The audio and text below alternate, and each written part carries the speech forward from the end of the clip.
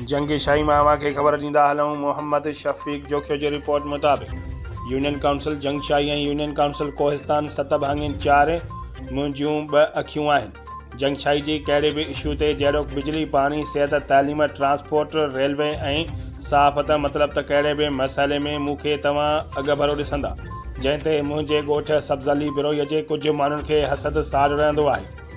उन्हनि खे इहो ॿुधाईंदो हलां त तव्हां भली मलीर, कराची ऐं ॿियनि शहरनि में आबाद हुजो, सदाईं ख़ुशि रहो, पर जिते हक़ सच वारी ॻाल्हि आहे उते आउं अब्दुरऊफ़ बिरोईअ खे कॾहिं बि पोइते न ॾिसंदा।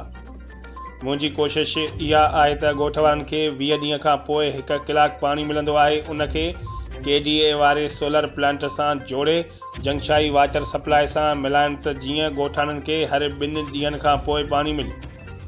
गुज़िरियल ॾींहुं assistant commissioner Thatta rural health centre Jungshahi ऐं वाटर सप्लाई जो दौरो कयो, जिते आउं ऐं समाजी अॻवान अदा हाफ़िज़ जाखरू जंगशाही ऐं कोहिस्तान जे पाणी, सिहत जे मसइलनि ऐं अवाम जे मुश्किलातुनि खे आगाह कयो। विज़िट दौरान वाटर सप्लाई जी हालत ॾिसी ॿुधी अफ़सोस जो इज़हार कयो। AC साहब चयो त अहिड़ी रिपोर्ट आला अमलदारनि खे मोकिली वेंदी।